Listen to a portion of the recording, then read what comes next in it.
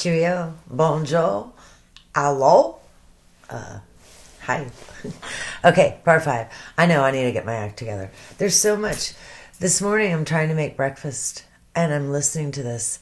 And I had to just hit stop on the video because all I wanted to do was write and write and write, and my eggs are burning. And the man is so dumb. They say he has a high IQ, but my goodness. Okay, so we're just going to get right into it. He's at the point where he's telling Tammy that Nick and Amanda came by to show support. My friend Jeremy came by to show support. And Dave came by to show support. Shannon's best friend, Lauren Arnold, came by to show support. And a girl named Melissa, who he has never met, came by to show support. All those people show support. He's subliminally letting her know that he has a lot of support and that he is not the bad guy.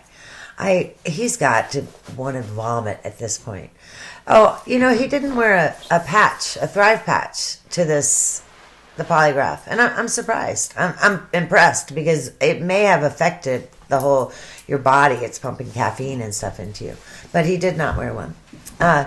He's talking about that first night, and he was sad because there was no one home. And he just wanted the kids to throw a chicken nugget at him. What the fuck? Has your child ever thrown a chicken nugget at you? Or, a muffin? Anything?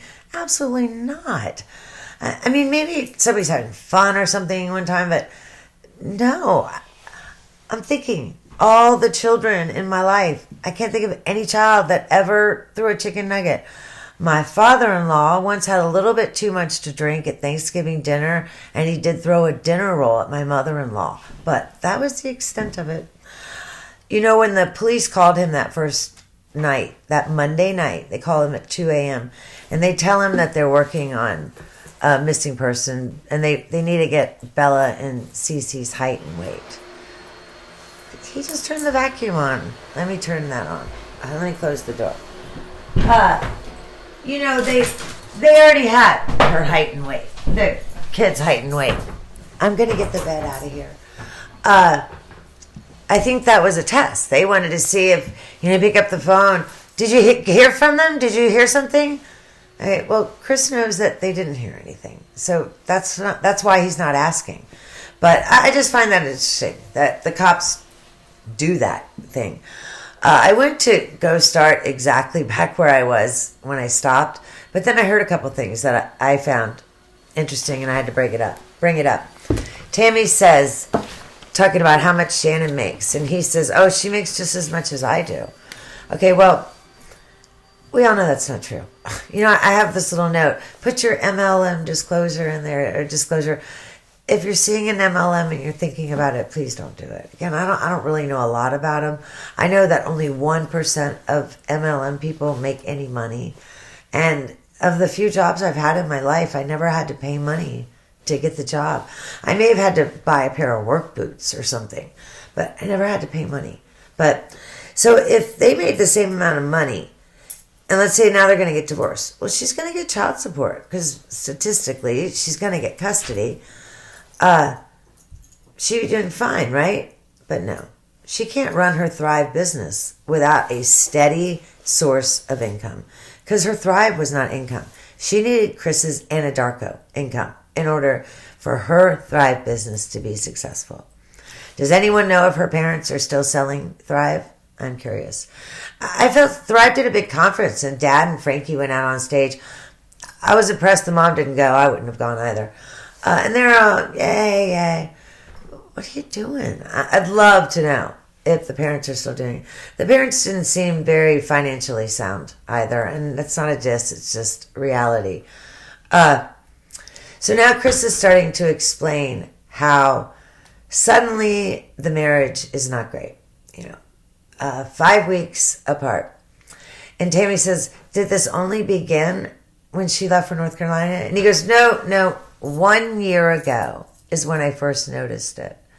Okay, but then the very next things he's saying are complete contradictory of that. The guy is so dumb. I've already said that a couple times. He's dumb. My goodness. I have things to that before I get down to this part, but I'll bring it up here.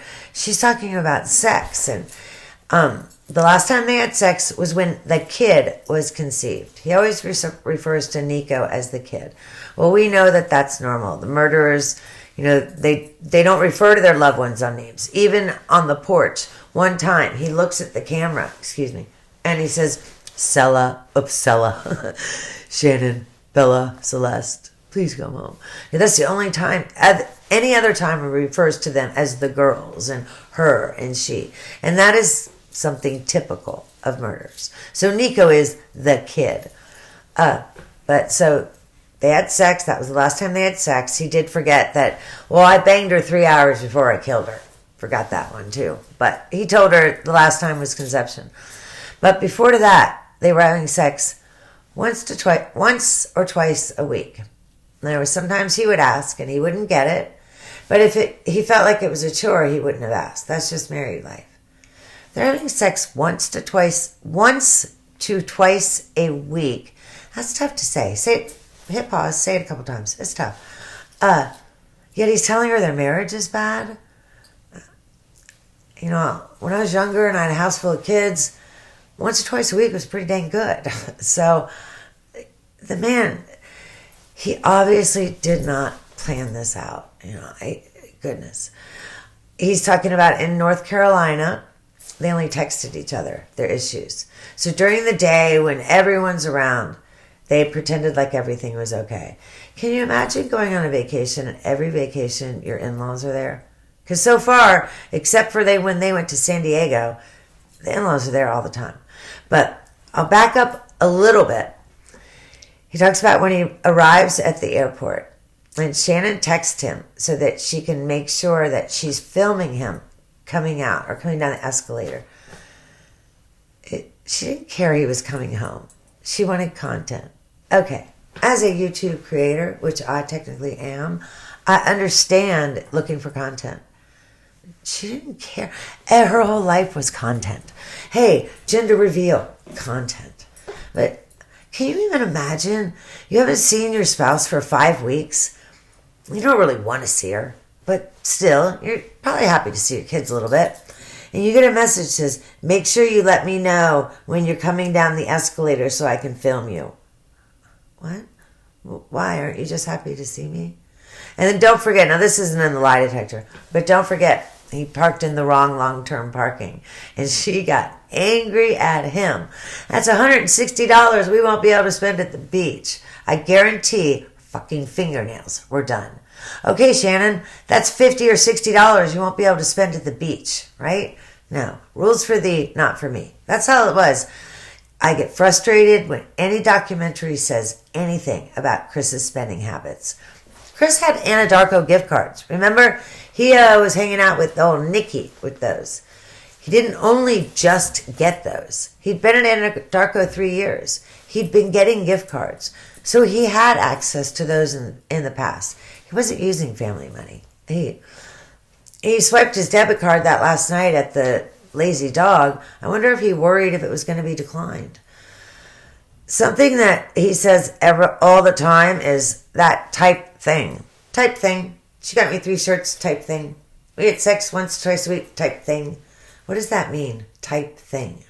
I don't get it. It annoys me. He says it so much. I've got it a couple times in my notes. I write type thing, type thing. Okay.